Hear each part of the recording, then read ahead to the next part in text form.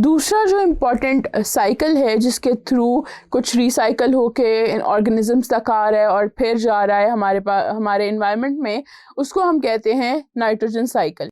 अब nitrogen cycle जो है वो नाइट्रोजन को एक जगह से दूसरी जगह लेके जा रही है, यानी एटमॉस्फेयर से ऑर्गेनिजम्स में लेके जा रही है, ऑर्गेनिज्म से वापस एटमॉस्फेयर में लेके जा रही है। It is necessary because it is an important component of many biomolecules.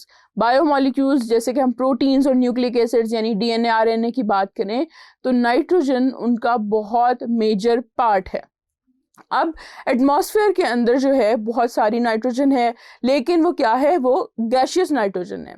अब गैशियस नाइट्रोजन जो है हम लोग जो हैं ऑर्गेनिजम्स जो हैं वो डायरेक्टली गैशियस नाइट्रोजन को कंज्यूम नहीं कर सकते, हमारे पास ऐसा कोई मैकेनिज्म नहीं है। लेकिन नेचर ने कुछ ऐसे मैकेनिज्म्स रखे हैं जिनके थ्रू वो एटमॉस्फेरिक यानी गैशियस नाइट्रोजन जो है वो कन्वर्ट हो जाती है नाइट्रेट्स में, और नाइट्रेट्स जो हैं फर्दर कुछ उनको ऑर्गेनिजम्स कंज्यूम कर लेते हैं और इस तरह से वो फूड चेन्स का पार्ट बन जाती है, वो लाइफ का पार्ट बन जाती है। अब नाइट्राइट्स क्योंकि अगेन ऐसे यूटिलाइज नहीं हो सकते, तो नाइट्राइट्स जो हैं they are further converted into nitrates with the help of certain bacteria, और उसमें नाइट्रोबैक्टर एक बैक्टीरिया है जो ये काम परफॉर्म कर रहा होता है। अब ये जो दो स्टेप्स हैं अमोनिया को आगे नाइट्राइट्स और नाइट्रेट्स तक लेके जाने में, इसको हम कहते हैं नाइट्रिफिकेशन। और इससे पहले जो स्टेप हो रहा था यानी कि डेड मैटर को अमोनिया में कन्वर्ट करना, दैट इज कॉल्ड अमोनिफिकेशन। और ये जो एटमॉस्फेरिक नाइट्रोजन होती है उसको यहाँ लेके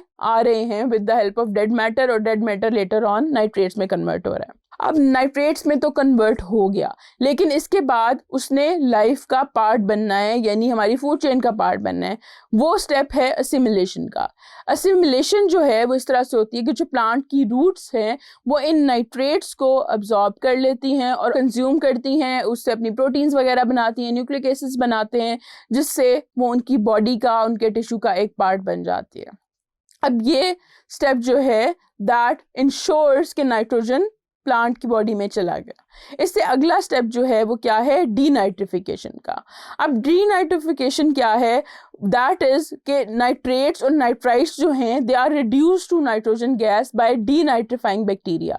अब यहाँ पे जो ये नाइट्रेट्स हैं इसमें से कुछ क्योंकि वापस एनवायरनमेंट में भी जानी है, तो ये डीनाइट्रिफाइंग बैक्टीरिया जो है ये क्या करते हैं कि इन नाइट्रेट्स को कन्वर्ट कर देते हैं गैशियस फॉर्म में, और जो हमारे पास नाइट्रोजन है वो दोबारा चली जाती है एटमॉस्फेयर में यहाँ से। इसके साथ साथ ये जो फूड है यानी ये जो प्लांट्स बने हैं वो they are consumed by certain other consumers, जैसे कि रैबिट एक कंज्यूमर है, तो वो नाइट्रेट्स जो प्लांट की प्रोटीन्स का पार्ट बने थे अब वो आगे एनिमल की प्रोटीन का पार्ट बन गए हैं।